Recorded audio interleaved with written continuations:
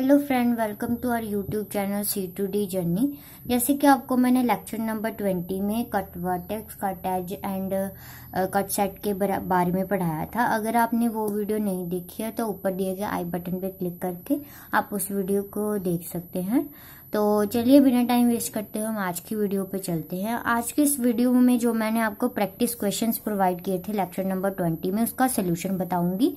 तो चलिए चलते हैं फर्स्ट क्वेश्चन पे। फर्स्ट क्वेश्चन में हमें क्या था, मेरे पास ये दो ग्राफ्स प्रेजेंट थे। इसका आपको क्या करना था, कट वर्टेक्स फाइंड करना था। मतलब कि ऐसा एक वर्टेक्स फाइंड करना है आपको इन ग्राफ्स में से जिसको रिमूव करने से हमारे पास जो कंपोनेंट नंबर ऑफ कंपोनेंट्स है या वो इंक्रीज हो जाए या फिर जो हमारा ग्राफ है वो डिसकनेक्टेड ग्राफ हो जाए। जैसे कि ये दोनों कनेक्टेड ग्राफ्स है, ठीक है, नंबर ऑफ कंपोनेंट्स एक ही है दोनों में, तो हमें ऐसा वर्टेक्स फाइंड करना है दोनों में से जिसको रिमूव करने से हमारे पास क्या हो जाए, डिसकनेक्टेड ग्राफ हो जाए। ठीक है, तो पहले इस ग्राफ में क्या है मेरे पास, ये मैंने नंबरिंग डाल लिया कुछ वर्टेक्स के लिए। तो आप भी इसी तरह से कुछ भी वर्टेक्स की नंबरिंग डाल सकते हैं, नहीं डालनी है तो आपकी मर्जी है।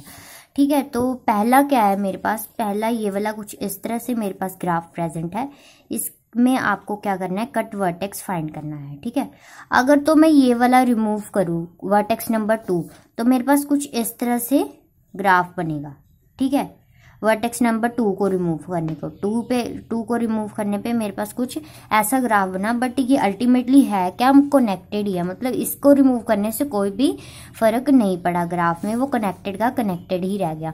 अगर मैं 1 को रिमूव करूँ, इसको रिमूव करूँ तो मेरे पास कैसा ग्राफ बनेगा, कुछ इस तरह से ग्राफ बन जाएगा मेरे पास। ठीक है, 1 को रिमूव करने से कुछ इस तरह का ग्राफ बन जाएगा। ठीक है, तो ये भी क्या अल्टीमेटली है, क्या है, कनेक्टेड ग्राफ है। ठीक है, अगर मैं वर्टेक्स, अब मेरे पास 1 को 2 को और 4 को रिमूव करने से कोई भी फर्क नहीं पड़ रहा है, वो कनेक्टेड का कनेक्टेड रह रहा है। 3 को रिमूव करते हैं, 3 को रिमूव करने के बाद मेरे पास कुछ इस तरह से ग्राफ बचेगा।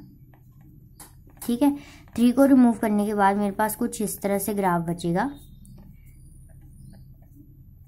ये कुछ इस तरह का ग्राफ बचेगा 3 को रिमूव करने के बाद। क्योंकि ये बीच में हमारे पास 3 प्रेजेंट था, इसे रिमूव करेंगे तो ये सारे जो एडजेस है वो भी कनेक्टेड थे 3 के साथ, 4 के 4 एडजेस उठ जाएंगे और ये हमारे पास 2 कंपोनेंट बन जाएंगे ग्राफ के 1 और 2। तो ये इससे क्या हमें पता चलता है, जो ग्राफ हमारा था ए में उसका जो कट वर्टेक्स है वो कौन सा है, कट वर्टेक्स है हमारे पास क्या, इक्वल्स टू 3। मतलब इस ग्राफ में हमारा जो कट वर्टेक्स है वो क्या है, 3 है। ठीक है, तो अब नेक्स्ट ग्राफ में देखते हैं। अब इसको अगर हम ध्यान से देखें तो इसमें हमारे पास सारे के सारे जो हैं कनेक्टेड रहेंगे अगर एक भी आप वर्टेक्स को रिमूव करें। जैसे कि अगर मैं फॉर एग्जांपल ए को रिमूव करती हूँ, ठीक है, अगर मैं फॉर एग्जांपल ए को रिमूव करती हूँ तो मेरे पास क्या बचेगा, इस तरह से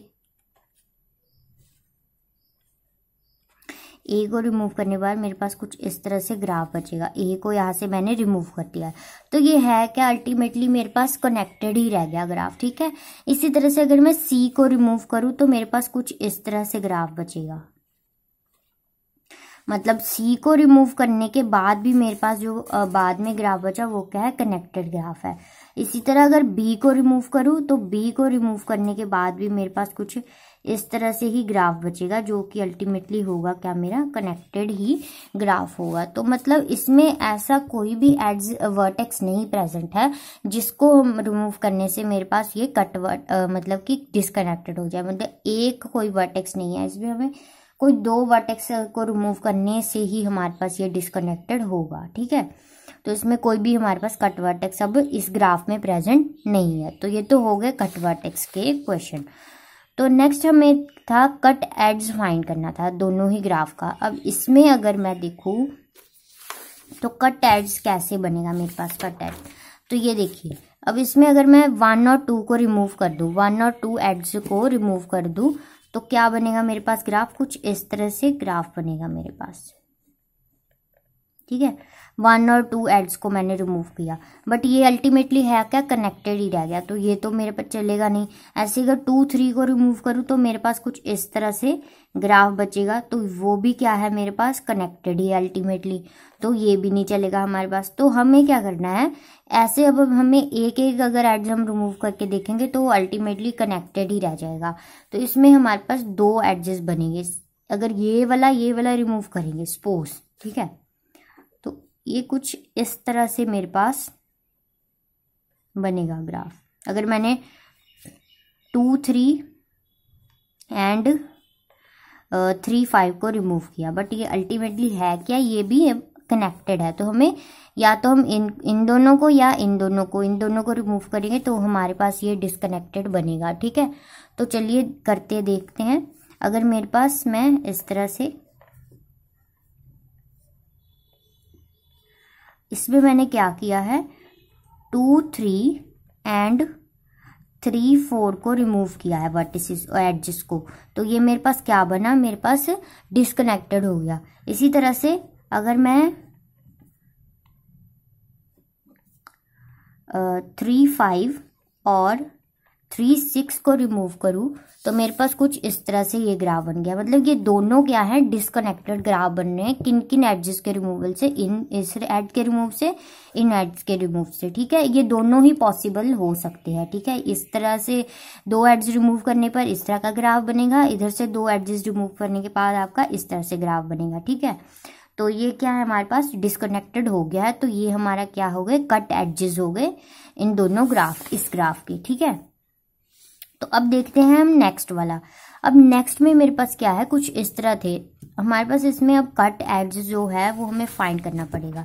अगर मैं ए बी को रिमूव करूं तो भी ये अल्टीमेटली क्या रहेगा, कनेक्टेड ही रहेगा, क्योंकि बाकी सारे जो बचे होंगे वो भी कनेक्टेड रहेंगे। इसी तरह से अगर इधर से भी ई एफ को रिमूव करें तो भी नहीं होगा, डी एफ को रिमूव करके देख लीजिए तब भी ये कनेक्टेड रहेगा।